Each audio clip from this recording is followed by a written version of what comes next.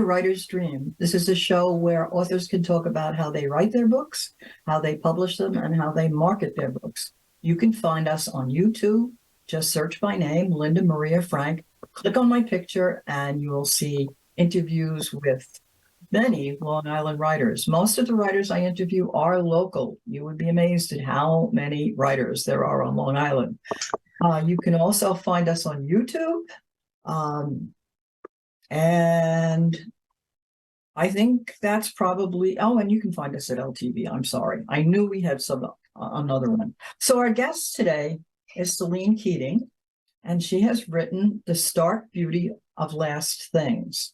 And she's done some previous works, Layla, Play for Me, and numerous magazine articles. She's also the coordinator of On Montauk, a literary celebration. So welcome, Celine. Thank you so much. And thank you, Linda, for inviting me. It's really exciting to be here. My pleasure. So if you'd like to add anything to your vast accomplishments here. No, that's fine. I have some literary short fiction, and I also do some music reviewing, which is off topic. And lately, the last year or so, I've been helping to facilitate a workshop called the Book Inc. that started in New Jersey, but is now virtual. So that's what I've been busy with, as well as fiction. I'm sure that is a busy endeavor. Yes. Anything having to do with books seems to be. Tell us a little bit about The Stark Beauty of Last Things, please. Sure. Well, I'll tell you what the story is, and then maybe a little bit about how I came to write it. The novel is about, as you said, the hamlet of Montauk, which is a tiny coastal area on the tip of Long Island. If your Long Island audience, if your audience is mostly Long Islanders, they'll know it well, I'm sure. And it's a very special, precious place. And this story switches point of view among 4 different characters. 3 of them are local and whose lives are defined by the coastal landscape, and the 4th is an outsider. So the 3 characters are Julian, who's a landscape artist and a motel owner, Theresa, who works in a bar and who lives at a trailer park that is threatened by erosion, sea level rise. And the last local character is Molly, who with her boyfriend Billy is being pressured to sell their little beach home to a developer. The 4th character sort of kicks the story off when he arrives. He's orphaned in childhood. He comes to Montauk for the weekend and reconnects with the man who was his big brother when he was young. And that leads to his receiving an unexpected legacy where it will be up to him to determine the fate of the last parcel of large undeveloped land in Montauk. That parcel is imaginary. Oh, good. Yes, that's imaginary, but that sort of starts the story off. So that's the basic outlines of the story. It moves from character to character's point of view as it proceeds through the decision-making process and the conflicts in the town. Just for my own information, when you switch from character to character, do you do it in first person? It's all third-person point of view, Okay. but there are sections, little brief descriptive sections that go by the seasons, spring, late autumn, that kind of thing, that are the voice of the town itself. And those are sort of a more distant, omniscient, faraway voice that's almost like the voice of Montauk speaking. You know, it's amazing to me because I go to Montauk often enough that so much of it has not changed, and yet there is quite a bit that has changed. I mean, I've been going to Montauk since I was in college. Since I was a little kid. My father took us on it was like 4 hours to drive out to Montauk. Right. There were no roads, but yeah. So, what was your inspiration to write this? Well, that's it. Well, like you, I grew up in Long Island, but it was the border of Queens and Nassau. Mm-hmm. And so I didn't visit Montauk until I was in college. And then later I went for my first long weekend there with the man who would become my husband. And we camped at Hither Hills.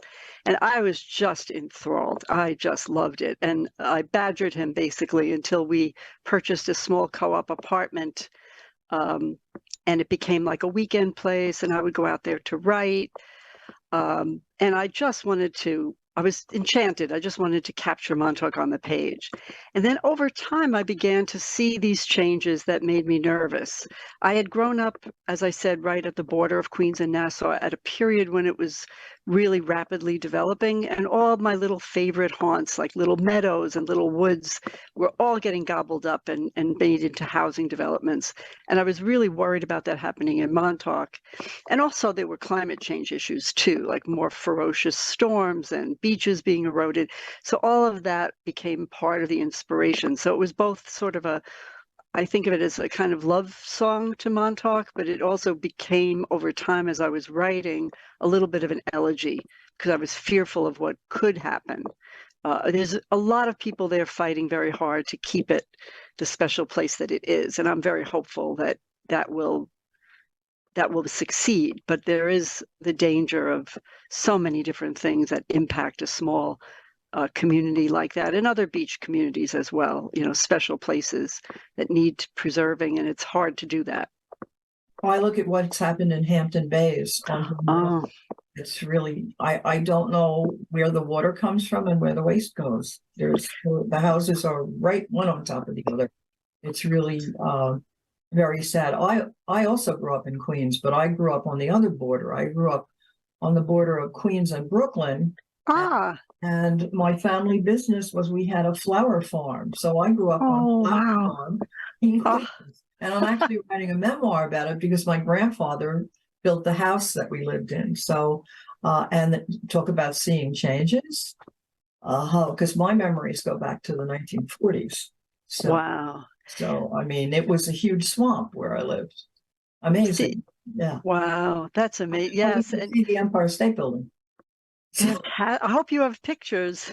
I do. I have some pictures, yeah, but not as many as I'd like. I want to go into the libraries in Queens and see what I can find. But anyway, let's talk about your book.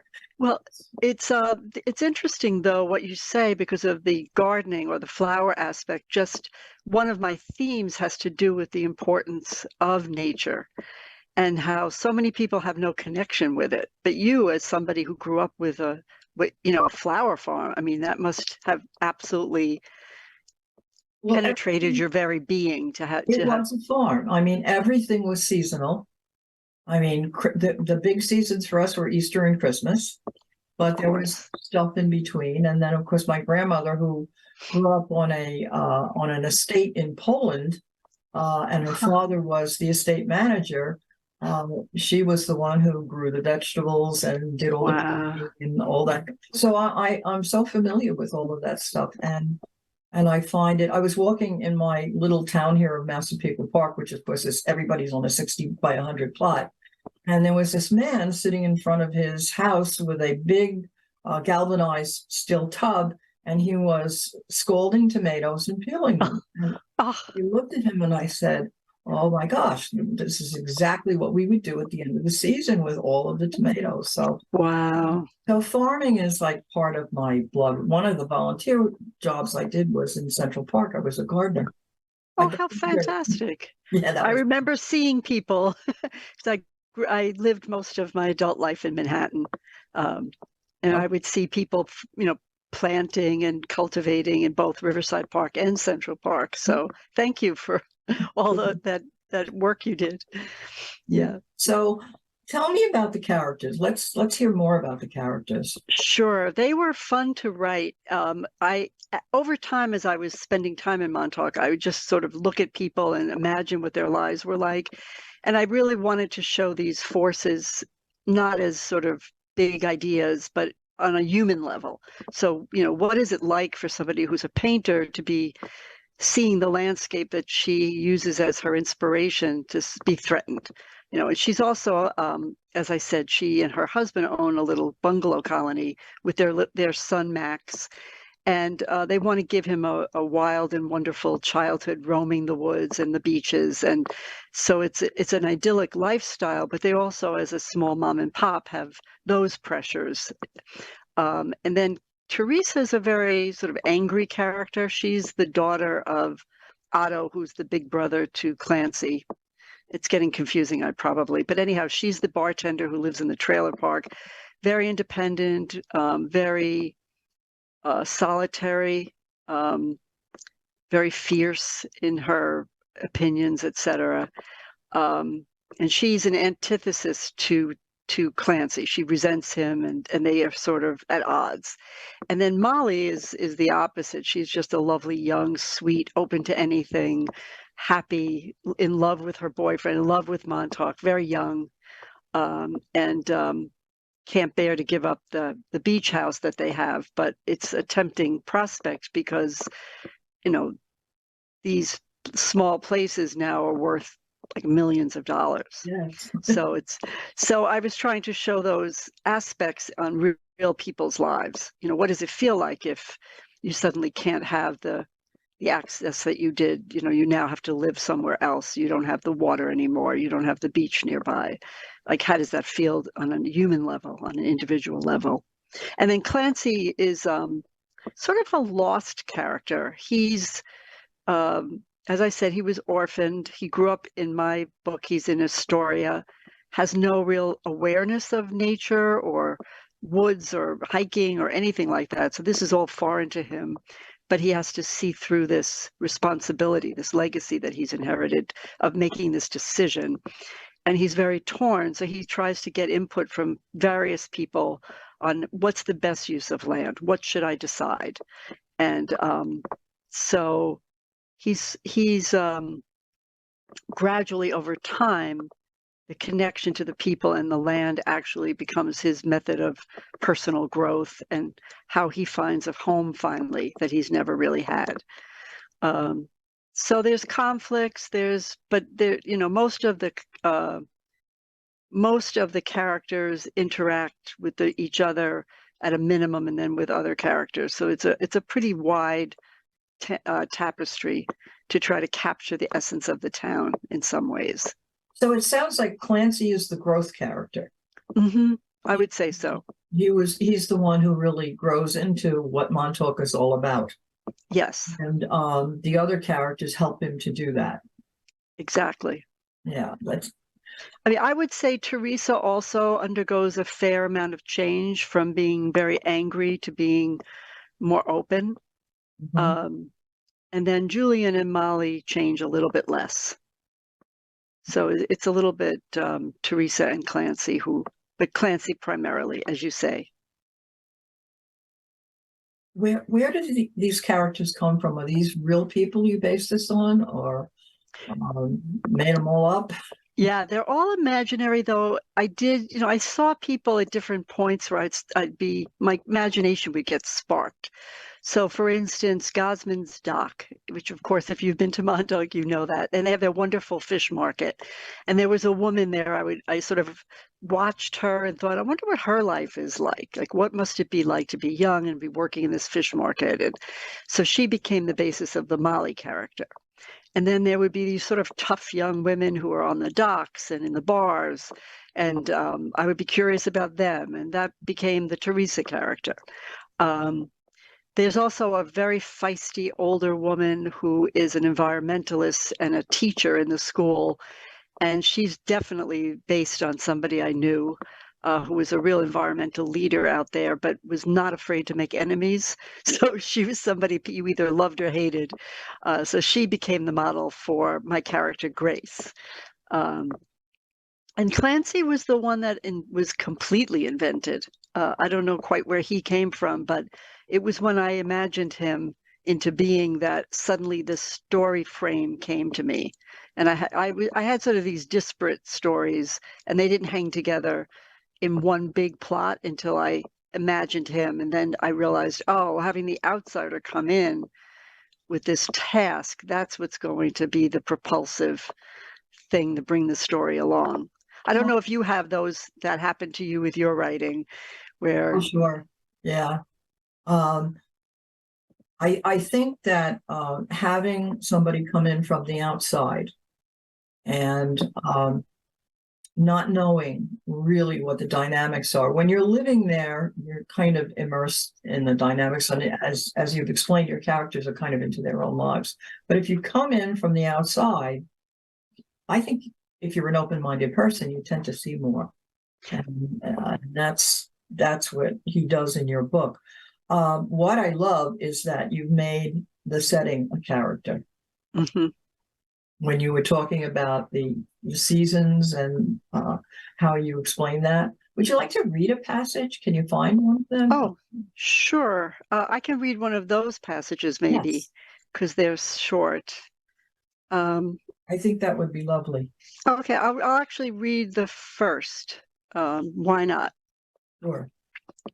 So this is just a paragraph. Early autumn.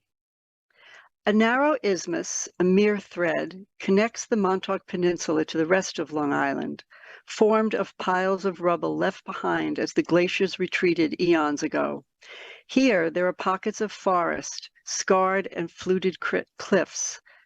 Prairie grass still shimmers on the last acres of downs, and beach sand is streaked with dark red garnet. Here there is land that has never been built upon, places with an unbroken chain from the time of the glaciers until now. So when the white froth of ocean rises up and the sun's glow sets fire to the thin strand of cloud that rests like a ribbon along the horizon, it would be easy to believe that nothing has changed, that all is as it was and will remain. Yes. So it's sort of what you were saying about how in some ways it is the same. Luckily, about 70% of the peninsula is actually preserved in various parks. So there are these spots where you can find arrowheads, and nothing's ever been built on that land. The Indians were there, but I know when you drive along that narrow isthmus and then you come to the point where you're at a high point and you can see the ocean. Yes. Does it? I'd like to read some reviews, if you don't mind. Oh, no, that's fine.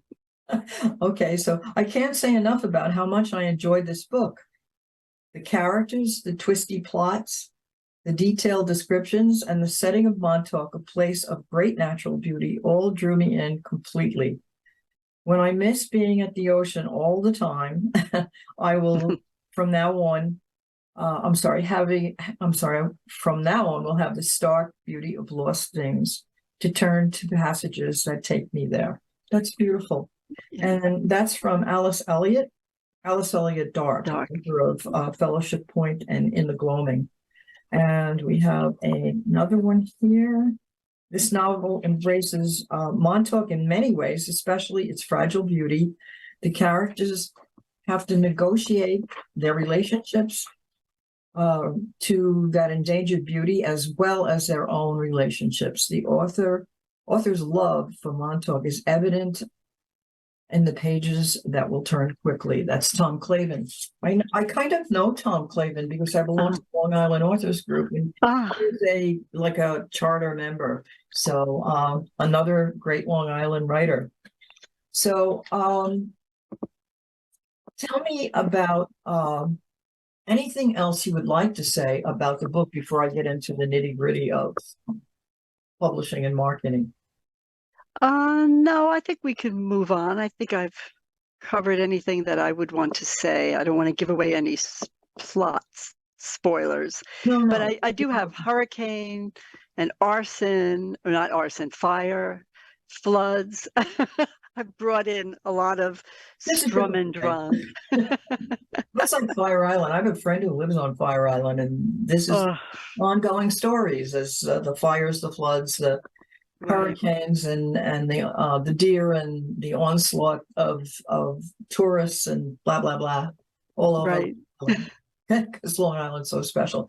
So tell me about how you publish. Tell me about She Writes Press. She Writes Press is really terrific. It's an all-women's press. It is what's called a hybrid, which is they consider it like a partnership between the author and the press. It's pricey now, unfortunately, which is a little bit of a barrier to writers.